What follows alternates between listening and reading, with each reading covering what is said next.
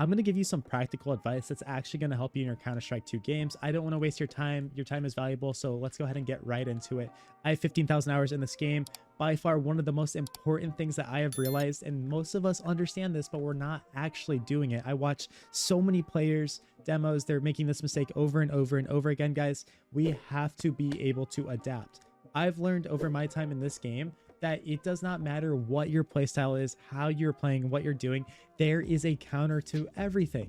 You could be doing something that works over and over and over again at face at level 7, but when you get to level 9, it's literally the worst thing you could ever think of.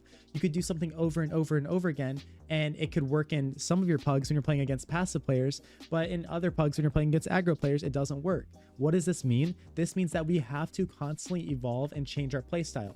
I'm going to give you some examples today on how that's going to work, what we need to think. First, I've got to pay the bills. I've got to give you a message from the sponsor. Please support this channel and check it out.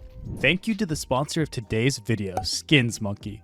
They are one of the greatest and easiest to use CS2 trading sites out there. You can swap out the skins you do not like for brand new ones that are so much more fresh.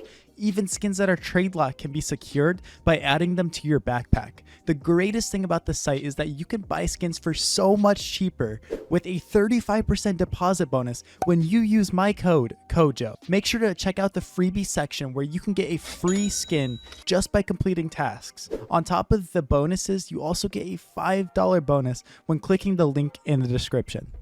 So guys, what we have to do is I need you to understand literally whatever playstyle you have. If you are an aggressive player, sure, at the beginning of your games, I want you to try to feel comfortable. Do your aggressive plays. If it's Inferno and you have a spawn, molly down mid and run them down. This is your playstyle. You want to play like this, do it.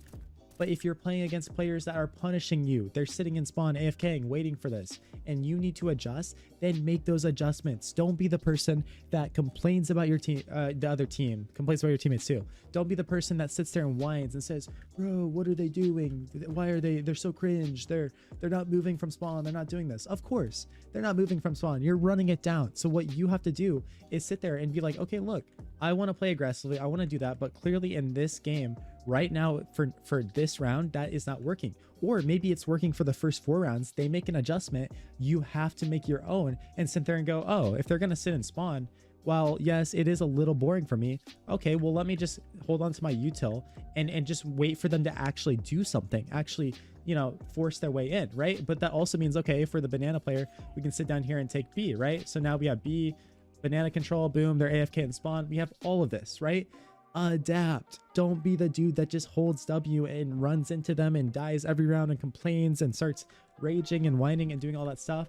And you can see I'm ranting because I mean, I've had teammates like that in pugs all the time. I've probably been the guy that do that too. So especially when you're scrimming and things like that, it can get kind of repetitive over and over and over. Same thing though, guys. I'm not just talking about the aggressive players here. I'm talking about even when you are doing good plays and good things, like if you do it enough, like I said, there is a counter for literally every single thing inside of this game. You might have the coolest B take ever, right? And I've got the CT incendiary here, so it's not really going to work. You might have a crazy B take where we are mollying first, and of course I messed it up. We're mollying first. We're mollying new box, right? Boom, boom, boom. You have all of this, right? Where you're just literally covering the entire site. But then the other team gets punished by that once and they make the adjustment and they're like, oh, dude, when they throw those mollies, let's try to flash it and fight them. Boom, boom, boom, right? They are making an adjustment off of this really good exec that you have. It's not that the exec is a problem. It's just that we have to be able to adapt and change. One mistake, man, I can't stand it. One mistake I've seen on pretty much every team I've ever been on is we'll have a really good strat. It'll work so well. We'll be running it, right? And then it just doesn't work in one day, right? One day, like we run it 3 times and it doesn't work.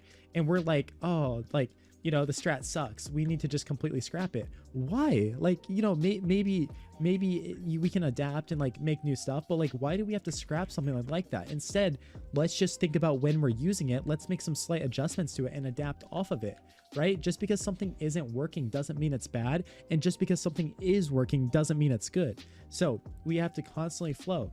You might do something even on the micro. Say you're really good at this pop flash where you throw it and peek out here and do your thing and don't get blinded like me. That's it. Like, that's a decent flash. But like for me, when I play against that, it doesn't really do much to me, because what I do is if I like, I don't know, for me that flash just never works when I'm on T, because as soon as I hear it, I just back up a bit if I can and then wait and farm them. It actually gets me ready for their peak, right? So some players it might work, some other players it might not. We all have different strengths, weaknesses. There's a million ways to play this game. That means there's a million ways for your opponents to play this game. So going back in circles, we're going back in circles. I want to beat this into our head.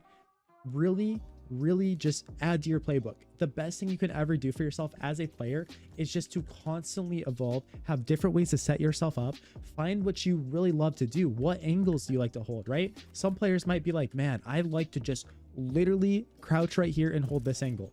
More power to you. Crouch and hold that angle. If you are just insane at that, cool. Right? Maybe when you're playing against like freaking pros and they peek and delete you, you might be like, okay, look, like I like that angle, but maybe we'll dial it down a little bit and play something else, right? But have a playbook, have reads as to places you like to be, positions you're in. This position, great surprising position to be in. But if you're here too much, what are they going to do? They're going to flash over lane, and while you're blind, this person's going to pre-aim this.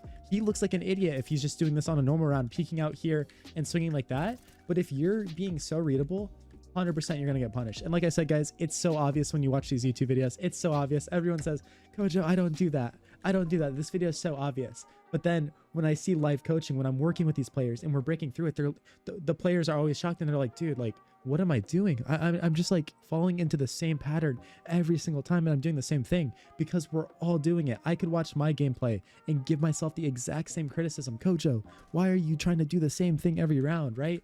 We need to evolve. If we want to be the greatest players possible, this is what we have to do. This doesn't matter if you're a face at level 10, if you're a FPL player, if you're in here, I'm giving you the same advice. I don't care if you're face at level 1, I'm giving you the same advice. We have to change things up. We have to get dynamic, active, get in their face, play passive, float around. And okay, I'm going to keep bringing up more examples because of how important it is. But guys, it's something like a mind game I'm constantly playing, even when I'm retaking. Say I'm the A player, right? And they go rush B, take B, and I go flank through banana and start doing this. I get a few kills, do my job in the retake. Maybe we win it. Guys, now I'm thinking to myself, what I might do in the future is now I've conditioned them to think that I might be flanking banana, and this is getting like really like intricate and next level. What I might do in the next round is like if they rush banana, say we're smoked off here, oh, halls is clear, I might just come here and throw like a silver 1 flash down banana so that these guys that are like the last guys throwing nades are like, what the heck? Yo, this guy's flanking us again. He's flanking, there's a flash, right? And we condition them and we trick them into thinking, yeah, this guy's coming again. And what do? We changed things up. We adapted. It's not that our banana push was bad. That wasn't bad at all. That was good for us. But we want to stack good on top of good on top of good on top of good. Adapt. Always be the best player you can and never ever stop learning. This is the advice I can give you guys. This is the things that really has motivated me to keep learning and being the best player I possibly can.